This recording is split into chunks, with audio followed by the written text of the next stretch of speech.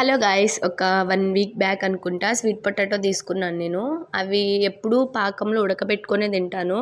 అందుకనేసి first time కాల్చి అయితే తిందామనేసి అయితే తీసుకున్నాను. అంతకన్నా ముందేంటంటే అందరికీ హ్యాపీ క్రిస్మస్ అండి. ఇంకా నాకు జలుబు చేసింది. అది కూడా హాట్ వాటర్ తాగడం వల్ల జలుబు చేసిందనమాట. అందరికి కూల్ వాటర్ తాగితే జలుబు చేస్తుంది. బట్ నాకు విచిత్రంగా హాట్ వాటర్ తాగడం వల్ల జలుబు చేసింది.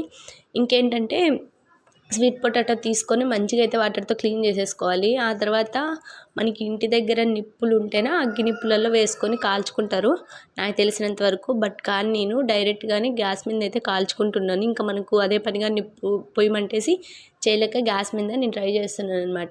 నిప్పులు ఉంటేనే నిప్పులలో ట్రై చేస్తే ఇంకా మంచిగా టేస్ట్ ఉంటుందంట. మా అమ్మ చెప్పేదనమాట, పల్లెలలో ఎక్కువ ఇట్లా స్వీట్ పొటాటో ఉడకపెట్టుకొని తినడం కంటే కూడా కాల్చి మరీ తింటారంట. అందుకనేసి నేను ఎప్పుడు ఇంకా పాకంలోనే ఉడకపెట్టుకొని తింటాను. ఆ రెసిపీ కూడా నేను ఇంకో వీడియోలో అయితే మీకు చూపిస్తాను. అంతవరకు ఇదైతే చూడండి. ఇంకా ఇలా ఉడకబెట్టేసుకున్న తర్వాత దానింతకు అదే తోలు మంచిగా వచ్చేస్తుంది అనమాట. ఇంకా నేను ఫస్ట్ ఏమనుకున్నానంటే స్వీట్ పొటాటో ఎప్పుడైనా కానీ తీసుకున్నప్పుడు నేను కొంచెం పచ్చిగా ఉండేది తింటానమాట, ఎలా ఉంది టేస్ట్ అనేసి. బట్ కానీ ఈరోజు ఏమనుకున్నానంటే ఇలా కాల్చిన తర్వాత ఇంకా కొంచెం తగ్గిపోతుందేమో స్వీటు, మళ్ళీ దానికి ఏదో ఒకటి స్వీట్ యాడ్ చేసుకోలేమో అనుకున్నా. బట్ కానీ కాల్చిన తర్వాత ఇంకా ఎక్కువ స్వీట్ అయితే అనిపించింది అనమాట. ఇలా వేడిగా అలా స్వీట్ తింటూ ఉంటే స్వీట్ పొటాటో నిజంగానే ఉడకపెట్టుకోవడం కంటే కాల్చుకొని తినడమే బెటర్ అనిపించింది అనమాట. ఫస్ట్ టైం నేను ట్రై చేయడము.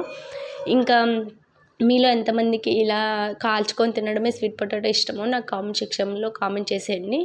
అలానే మీలో ఎంతమంది ట్రై చేస్తారో కూడా నాకైతే కామెంట్ చేయండి. ఇంకా నేనైతే ఎప్పుడు స్వీట్ పొటాటో తీసుకున్నా కూడా ఇంకా ఇలానే ట్రై చేద్దామనేసి అయితే నేను అనుకుంటున్నాను అనమాట.